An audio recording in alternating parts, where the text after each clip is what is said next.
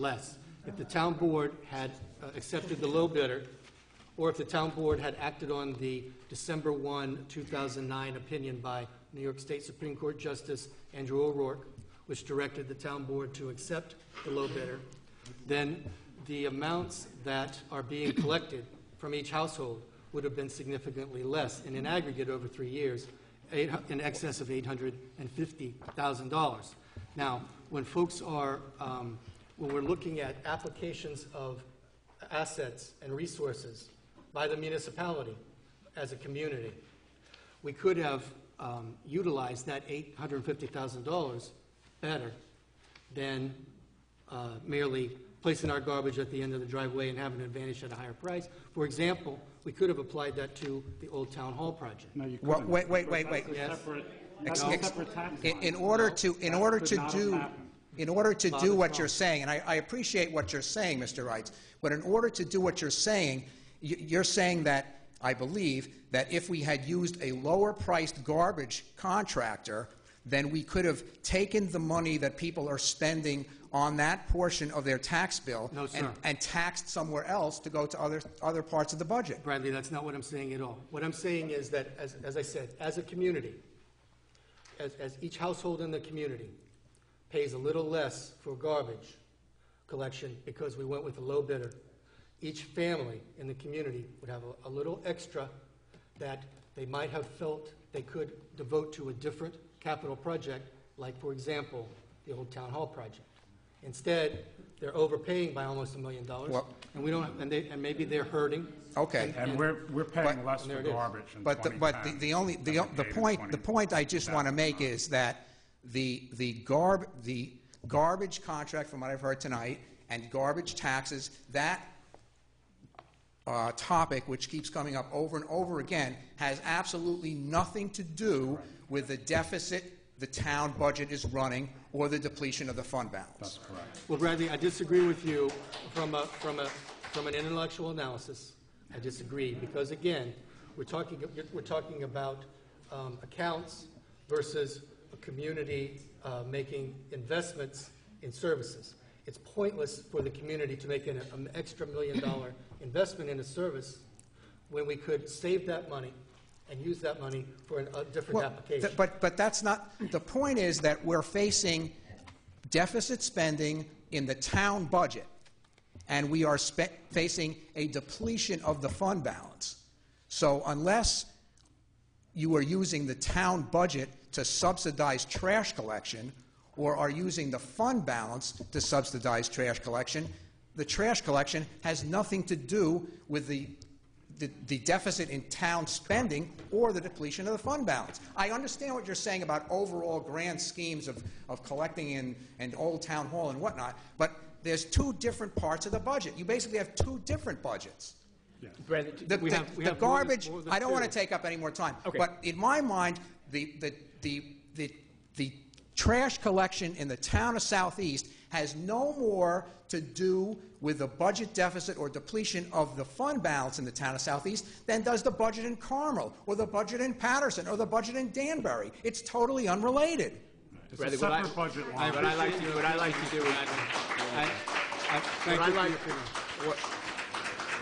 what I would like to propose is that the town get away from being in the garbage business altogether.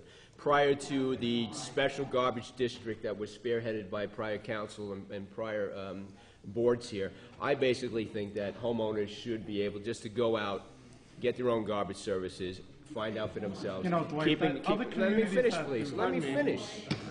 That is ridiculous. Pardon me. Because then you can go out and figure out what your garbage rates are, rather than getting the town involved in these $1 million garbage contracts in an industry that I have always said is tainted with corruption. We have now seen for a fact that, you know, instead of taking the low bidder and then the next higher bidder for $1 million more, this town board should have never been involved in such a decision. It raises a lot of red flags. It's an industry tainted with corruption. The prior garbage company that we had The owner has been indicted on racketeering charges. It's convicted also. And this town actually had that company running the garbage business. That is something that really needs to be looked at. Should be not, as you put, ridiculous, because you got to get the town out of stuff like that. It puts us in a bad spot. It puts the residents in a bad spot. All right, and for someone to be sitting in jail, and now we're debating whether how come we should have paid $1 million more. You know what? As a former cop, and you're a cop also, that raises red flag. There's something called reasonable suspicion, okay, probable cause, and things like that. You know what's interesting? You know what's interesting, everyone? What it means is that if we don't have a town garbage contract, what's being said is that all of a sudden all those mobster carters are all of a sudden going to become angels because we're each individually as families going to be paying. My understanding is that when we got the garbage contract in this town, and thank God, because I don't know about all you people, but my rates were unbelievable when I paid privately for carters. My understanding is that our collective garbage bills went down 200%. So what's being posited right now by Councilmember Yee is we'll drop the garbage contracts. We'll all have to go out and individually bid, which puts us at such a competitive disadvantage. You all know it, because when I came in, I used to pay, it had to be at least 50% more for my garbage. Let me tell you another thing, guys. Unfortunately, with all the nonsense, we have to come back again. We got to talk about garbage. I'm going to have to read portions of that Timothy Curtis letter. Here we go. Obviously, Supervisor Wrights has a very short memory. Approximately 1 year ago today, in an email authored by Supervisor Wrights on September 8, 2009, a copy of which is enclosed for your reference, he actually advocated that the garbage refuse contract in the town of Southeast be extended and awarded to AWS under their existing contract. Specifically, Supervisor Wrights states to the town that, quote, "We have 4 options, not merely 3. AAA, SaniPro, AWS as bidded, parentheses, with a rate increase, close parentheses, and an AWS renewal under the existing contract, no rate increase in 2010. Following that course of action would have cost the Southeast taxpayers $97,699 annually in additional garbage refuse costs, as AWS's existing contract was in the amount of $1,673,904, and SaniPro's contract is in the amount of $1,576,205. What Supervisor Wrights fails to relate to the board and to the public is that SaniPro's bid was $97,699 below the existing contract with AWS. SaniPro was the most responsible bidder, as recently affirmed by the Appellate Division's 2nd Department, and was in the best position to provide effective garbage refuse removal at the most inexpensive price. Even Supervisor Wrights in the September 8, 2009 email found that, quote, AAA presently has insufficient existing infrastructure and capacity.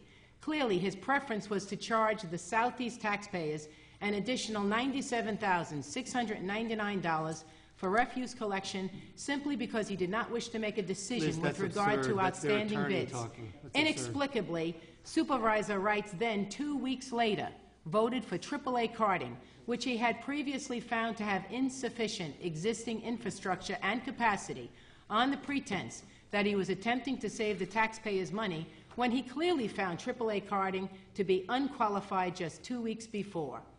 Now, let's see, and let's get that email that the supervisor said he didn't write last week. And while you're searching for it, it won't take me long, please. Liz, no, I will point out right now. I want to finish. I think we have someone. No, I'm finishing. She's looking for something. Here we go. No, got it right here. See that? And this is the email. Liz, as I've stated previously, all 3 refuse collection bids received in the 2009 are defective. 1, AAA presently has insufficient existing infrastructure and capacity. 2, SaniPro is a higher bidder and is looking to institute a new collection system that will trap us in the future. By the way, that was the system where we would have had to have the separate garbage pails, and then the truck would come and get the garbage pails. That was never instituted, so that didn't happen, everyone. And let's see. And then 3, AWS is the highest bidder. In contrast, a renewal with AWS, that's the one when he says the guy went to jail, remember? So now this is last year. In contrast, a renewal with Couple dozen of AWS, which is supervised by U.S. Marshals, freezes the rate at, parentheses, what our bid experience this year tells us is a competitive market rate. And this option leaves us free next year to bid the contract.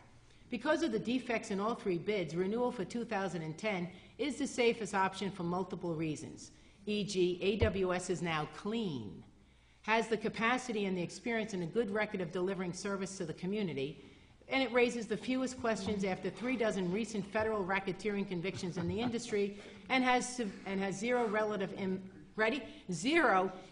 economic impact on Southeast families compared with 2009, when it really had $97,699 more than what we're doing now. Over 3 years. So there we go. So, so I don't know, we'll have to keep on, they'll keep on bringing, Mr. Bach, I really liked what you said. I really did, and I want you to know that I agree with you. I wish that we could have a lot of more, get-togethers on this board, but the problem is every single meeting that I recall attending since God knows when, I think almost every single meeting, we have to talk about this garbage contract again. And I have to sit here and read these things again. And you know defend the something? gravy train. And it's not defending, because I just Yes, read a letter 20% that less. said that your supervisor was going to spend, here we go again, $97,699. You made your point. And Mr. Bach, I agree. But if the supervisor wouldn't bring this up every single meeting, and right now, remember, the appellate division voted 4-0. 4-0 gave costs and disbursements to SantaPro, which means that they really ruled against AAA. I don't want to say it anymore, but we have it every time. And we have the words gravy train. There is no positive, there's no positive way that I can continue when every week I have to answer this. Every week bring this up. Every week defend get the gravy accused. train. And it's no defending the gravy train. It's a Because 20 once it's a again, $1 million overpay. here is the letter. Here is the letter where we would have had to have spent $97,699 more this year on your carding services. It's there. It's red. It's here. Please go to the clerk's office and pick up the letter if you don't believe me. So, Mr. Bach, I agree. But it would be nice if every week that we have a meeting that we didn't have to hear this, because we repeat the same thing. And I'll keep on repeating it because the supervisor will repeat it, and everyone will sit here and moan and groan, including me. Because what we really need to do is to move positively towards uniting our town. Not doing this, not continuously doing this. And I look forward to the budget process. As I said, and the comptroller, as I've said, and the comptroller said, we need to incent economic competition and not in Southeast. In the instance of the garbage contract, on or about September 23, 2009, I introduced a resolution to take the lowest responsible bidder. The lowest responsible bidder is characterized by Councilman Johnson in a written report, dated on or about April 23, 2009. My resolution to take the lowest responsible bidder was defeated 3-2, and instantly Councilman Johnson introduced a resolution to take the higher bidder, in this case SantaPro, at an additional $857,000.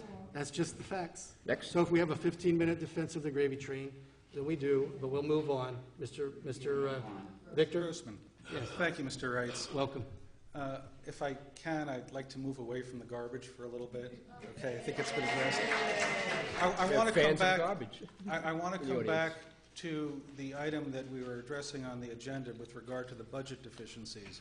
And I understand what, Mr. Wrights, you had to say about your meeting with the controller in January and again in May in connection with the fund balance, and I think Mr. Yee made reference to the month of June. I'm not interested in the fund balance when we're focusing on budget deficiencies. I'm still trying to figure out what the town board knew about budget deficiencies and when they knew it. And in that respect, my question, Mr. Wrights, is do you as supervisor receive monthly printouts of expenditures? Yes. And in receiving those expenditures, did you compare them to the budget lines that the town board approved? Yes, that's how I knew, and the comptroller was aware, that the rate of burn of the unexpended fund balance was such that it was at risk of being depleted by the end of the year, as I advised in June. My question had nothing to do with the fund balance. I'm talking about operating expenses. If you knew that in June, and you knew that the expenditures were revealing deficits or expenditures in excess of the budgeted lines, Was there any